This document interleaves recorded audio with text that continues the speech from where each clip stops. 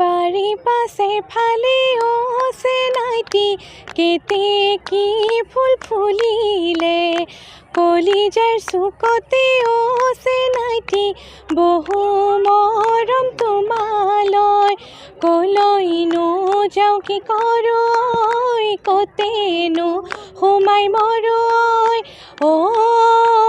চেনাইটি কেনেকৈনো পাহৰো আমাৰে অতীতৰ কথা। ফ্ৰেণ্ডশ্বিপ ক্লাবৰ উদ্যোগত বিহু কৰ্মশালা হৈছে, কি ক'ব? আমাৰ বিহু কৰ্মশালাৰ তাৰ আগতে মই সদৌ অসমবাসীলৈ আগতীয়াকৈ ৰঙালী বিহুৰ বহুত শুভেচ্ছা জ্ঞাপন কৰিলোঁ।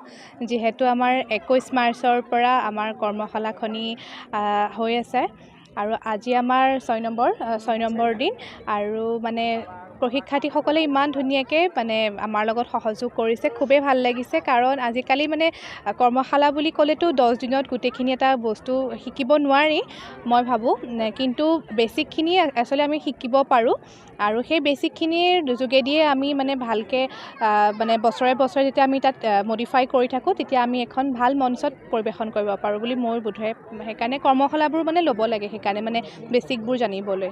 আমাৰ আচলতে প্ৰস্তুতি চলি আছে, কিন্তু ইমান মানে বহলভাৱে প্ৰেক্টিচ আৰম্ভ কৰা হোৱাই নাই। আমি যিহেতু চব কৰ্মশালাখনিতে লাগি আছোঁ, সেইকাৰণে আমাৰ এই কৰ্মশালা শেষ হোৱাৰ পিছদিনাখনৰ পৰাই আমি আমাৰ যি দলৰ আখৰা আছে সেয়া আমি আৰম্ভ কৰিম।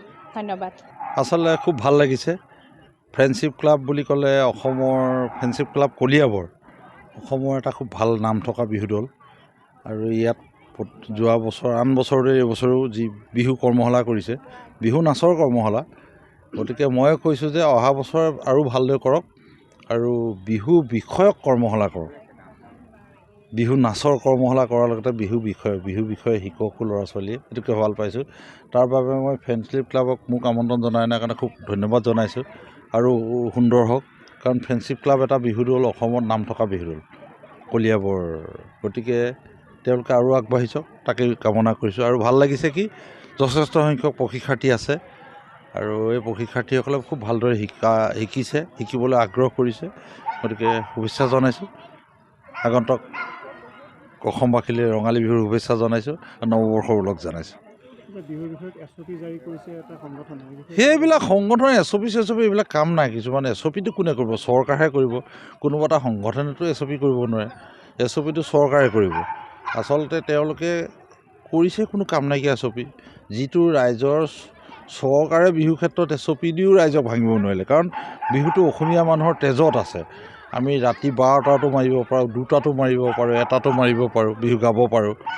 এইটো মানুহৰ তেজৰ কথা। বহাগ মাহটোত আমি গোটেই বছৰটোতো বিহু মাৰি নাথাকোঁ, গতিকে এইটো SOP দি একো লাভ নাই।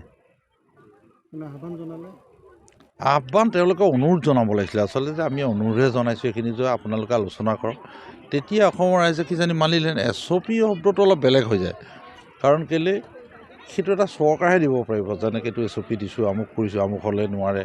এতিয়া বিহুৰ ক্ষেত্ৰত সেইটো দিয়াটো বৰ বেয়া কথা, কাৰণ অসমীয়া এটা জাতীয় স্বাভিমান বিহুটো।